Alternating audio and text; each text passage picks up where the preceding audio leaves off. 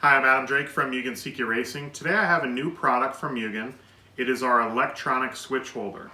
Now we have two versions of the electronic switch holder, but the one I'm going to show you today is for use with the Protec electronic switch. I'm going to go over the steps needed to mount the switch into the electronic switch holder, as well as how to mount this onto the receiver box.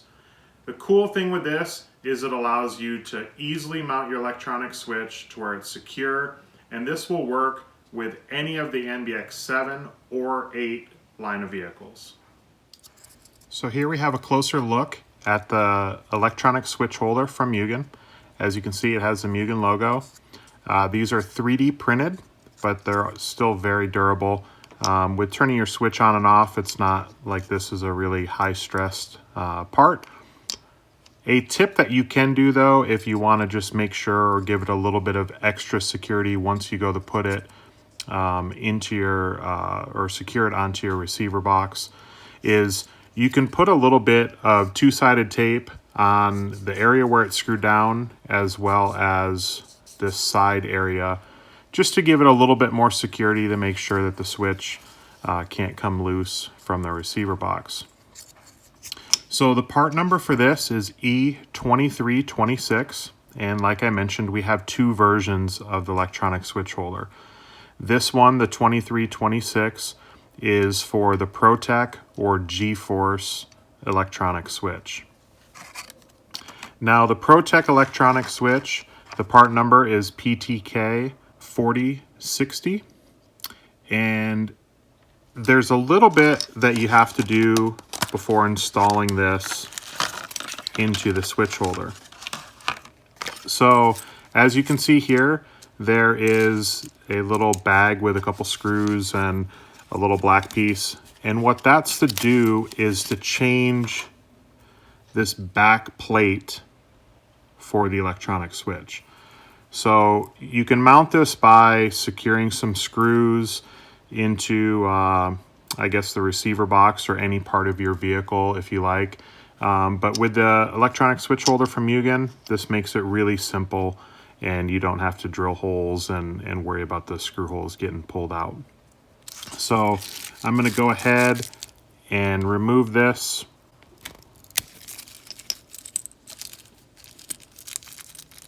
Show you a little closer look.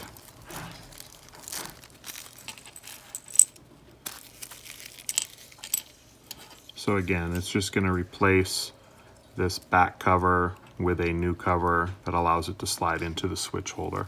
So I'm going to go ahead and change that out real quick, and then I will show you how to install the switch into the switch holder.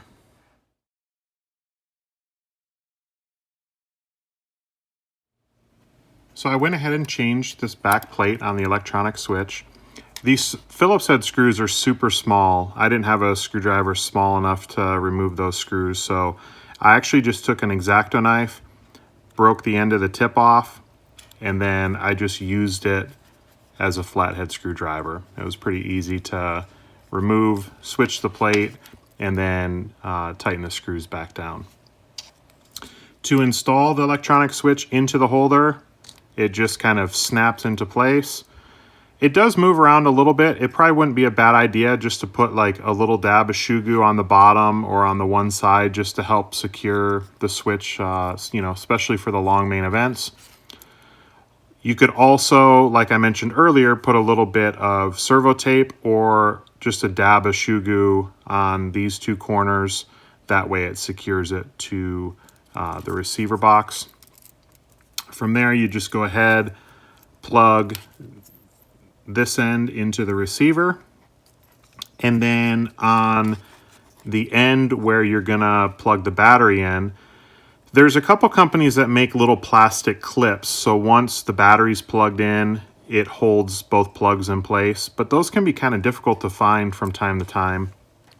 So what I actually use is just a piece of shrink wrap, and Protec sells a kind of like a variety pack, and they have one of the sizes, it's almost perfect. It's just a little bit on the tight side. So what I do is I just take some needle nose pliers, just spread it just a little bit, and then that will slide over. And you just want to get to where it's overhanging this step a little bit. So when you heat this up, it kind of wraps around that corner.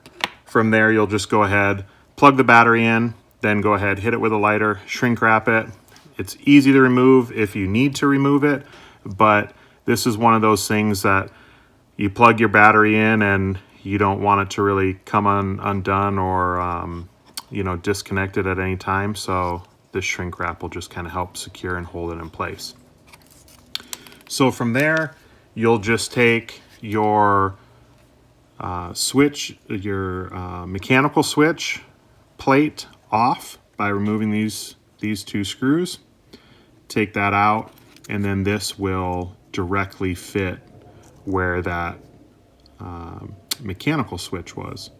And like I said, you can always use just a dab of shoe glue just to be on the safe side, but that's just a nice, easy way to secure your electronic switch in your MBX 7 through MBX 8 line of vehicles. You probably could use this same cover in other vehicles as well, because most vehicles kind of have a standard switch plate, but this was designed and intended for the Mugen vehicles.